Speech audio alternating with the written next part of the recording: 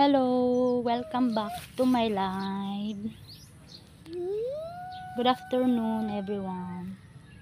For today's vlog, andito kami ngayon.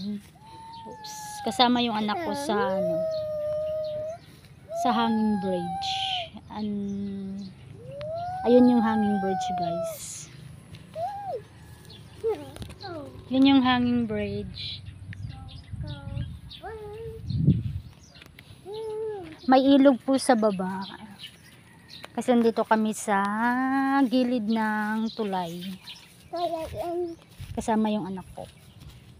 Yan siya. Ayan. Ang ganda ng view, guys. Very relaxing yung aura niya dito, guys. Tsaka mayroon ditong new built na seawall.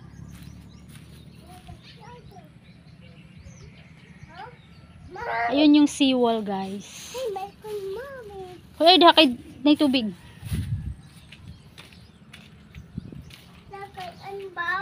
Ayan.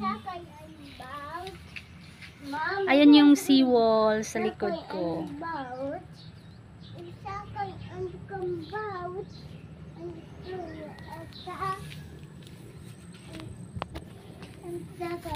Ang ganda ng view dito, guys.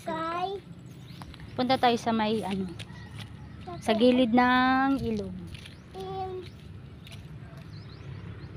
Kakatapos lang ng ginawa nilang seawall. So para pag bumaha dito,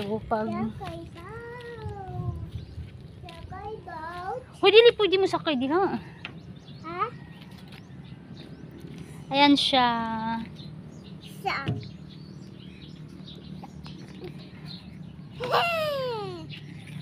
Ang ilog na yan, guys, is ito yung tinatawag na Higasaan River. Hoy, mahulog ka diha sa putig. Ikaw ba?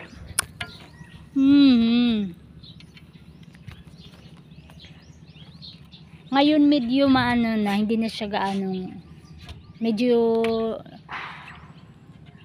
luminaw na yung kulay ng ilog kasi hindi na siya brown kasi pag bumaha, pag malakas yung ulan, bumabaha din siya dito. Kaya nagiging brown yung kulay ng tubig. Pero ngayon, bagong baha lang, kaya ang ganda. I remember, naalala ko lang dati, nung kabataan ko, kasama ko yung mga pinsan ko, mga kaibigan ko na taga sa amin lang, yung mga kapitbahay namin. Pag ganitong bagong baha, yung bagong baha, it means yung kakatapos lang ng ulan, yung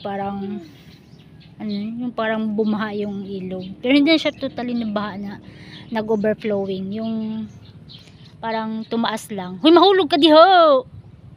Tumaas lang. Lagi kaming naliligo. While I was elementary days pa lang yata ako nun. Yun yung banding namin sa ganyan. Kasi ang sarap kasi maligo pag ganyan na hindi parang maliwanag yung parang malinis tingnan yung ilog. Ang galing.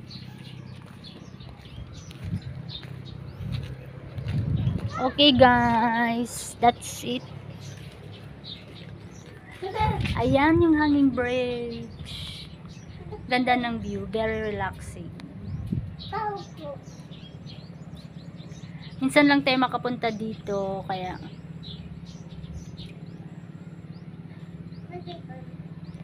nung kabataan ko, ang hilig kong maligo sa ilog talaga.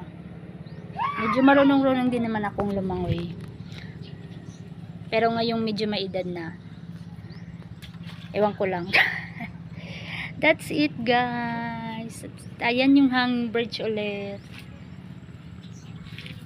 Hindi pa siya gaanong mataas yung hanging bridge. Ay, hindi nga yung hanging bridge. Seawall pala yun. Seawall pala yun. Picture tayo sa seawall.